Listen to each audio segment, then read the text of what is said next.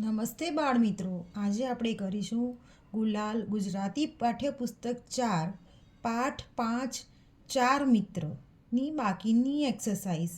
બાળકો, આગળના વિડીયોમાં આપણે શબ્દ બનાવો ત્યાં સુધીની એક્સરસાઇઝ પૂરી કરી હતી. તો હવે બાકીની એક્સરસાઇઝ કરીએ. તો ચાલો કરીએ. પાઠ 5 ચાર મિત્ર. 3 વર્ણ વિચ્છેદ કરો. તો ટેક્સ્ટબુકમાં ઉદાહરણ આપેલું છે, એક્ઝામ્પલ આપેલું છે, તો તેને જોઈ લઈએ આપણે પહેલાં. કેવલ, તો તેનું વર્ણ વિચ્છેદ થશે ક હલંત પ્લસ એની માત્રા છે એટલે એ પ્લસ વ હલંત પ્લસ અ પ્લસ લ હલંત પ્લસ અ. તો ચાલો એક્સરસાઇઝ કરીએ. 1 સહેલ, તો અહીં આવશે સ હલંત પ્લસ અ એટલે સ પ્લસ અ હલંત પ્લસ એ, કેમ કે એની માત્રા છે એટલે હે પ્લસ લ હલંત પ્લસ અ, સહેલ.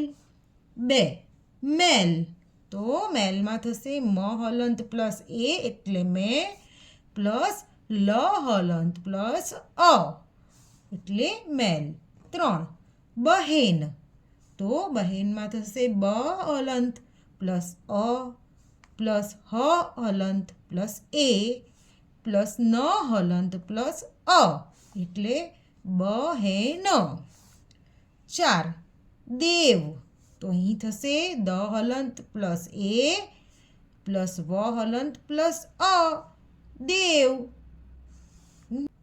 નેક્સ્ટ ભાષા જ્ઞાન. નીચેના શબ્દોની જાતિ બદલો. તો જાતિ બદલો મતલબ નર જાતિ હોય તો નારી જાતિ કરવાનું, નારી જાતિ હોય તો નર જાતિ કરવાનું. એવી રીતે આપણે જેન્ડર ચેન્જ કરવાનું અને શબ્દ લખવાનું છે.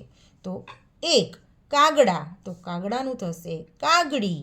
2 કાચબો, તો તેનું થશે કાચબી. 3 ઉંદર, તેનું થશે ઉંદરડી. 4 લખોટો, તેનું થશે લખોટી. 5 ઘોડો, તેનું થશે ઘોડી. 6 થેલો, તેનું થશે થેલી. 7 શેઠ, તો તેનું થશે શેઠાણી.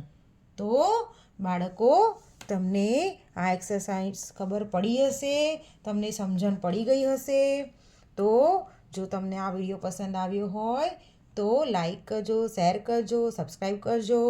મારી સાથે ફરીથી લખીને બોલીને રિવાઇઝ કરજો. Okay, bye, thank you.